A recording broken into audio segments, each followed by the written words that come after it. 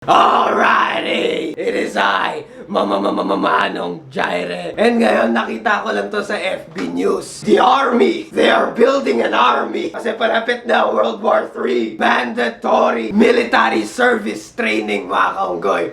What does that mean? Ang mandatory ba? They're gonna force you? Not exactly ifo-force ka, pero pag sinabi mo kasi yung mandatory is parang kailangan na siya. Like, kumbaga sa school requirement na. When I grow up, I will join a army and save Philippines. Destroy. Tuloy ko ba? Baka ma-demonetize pag Depende sinabi kung ko. sino i-destroy mo. There's gonna be a military training, mga kaunggoy. Ano ba ibig sabihin yan? Kung ano ang training ng military, gagawin nyo. They're gonna teach you how to Become a man. become a man. Men will be men. Women will be... Yung mga malalambot-lambot dyan, titigas kayo. Ah!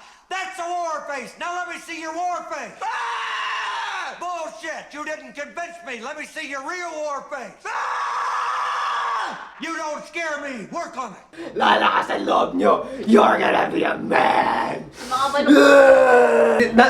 May nag-trending kasi sa FB. Natawa ako dito ito. Ito na yung sasabak sa military training, mga kaunggoy. Just imagine, man. So what is my stance on this military mandatory training? I think it's a semi-good idea. Kasi matututo ang mga kabataan. Actually, the good thing about military training, like yung mga ROTC, yung mga CT, Ayun.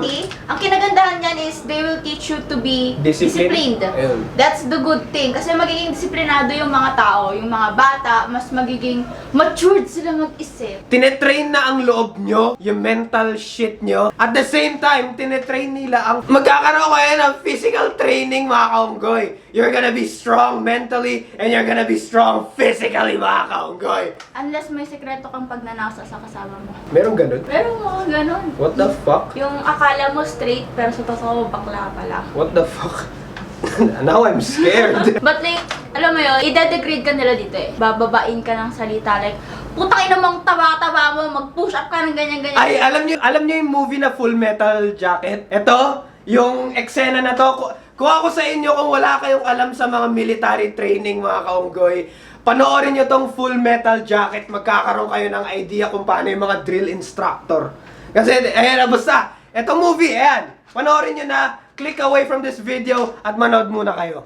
Kung mag-military training man sila, also improve the fucking health. Like, hello, papasabak mo yung may asthma, atake yun yan, palpitate sa gitna. Pero deep down, in my opinion, mga kaunggoy, ano talaga ang opinion ko? I am moving towards the side of medyo okay. Okay, go for it! I'm leaning towards the side of let's go. I want an excuse to hold a gun. Tas in case na isabak ako sa battleground, I can finally taste the sweet release of death. However, yung mga fraternities, yung mga Ano yun? may hazing possibility na bumalik. Yung mga ganun. May hazing sa loob ng military training. Dati, ngayon hindi ko lang alam. Ang alam ko pinagbabawal siya, pero meron pa rin mga kaganapan na nangyayari na hindi natin alam. Okay, so we gotta watch out for that. Sa mga ayaw sa ganito, mga kaunggoy, isipin nyo na lang na, hey, hindi pa nila gagawin to kasi sabi, pag nanalo daw si ganito, i-implement niya ang mandatory blah blah blah. There's a 50% chance na the mandatory military training Meron ba? may not happen. It's a 50% possibility. Basta 50-50 to, mga kaunggoy. Ayun, mga kaunggoy, that's all my opinion. I really hope na tuwing pinag-uusapan ko tong mga social issues, mga kaunggoy, magkaroon ako ng maraming haters at magkaroon ako ng maraming hate comments. Kung mangdi-dislike man kayo, go a fucking head! Your dislikes ain't gonna do shit no more! There's no dislikes, mofo! Wala nang dislikes! Nasaan ang dislikes? Nasaan na? Tinanggal na ni YouTube. Nasaan na yung mga nang di-dislike bomb dyan? Yung gagawa ng kay dami-daming accounts. Tas mang di-dislike, nasa na kayo? I dare you. Your dislikes ain't gonna do shit. Hindi nyo na makikita yung numbers of dislikes. So I dare you, dislike right now. Ever since nawala yung dislike, may tapang na ako sabihin and do whatever the fuck I want.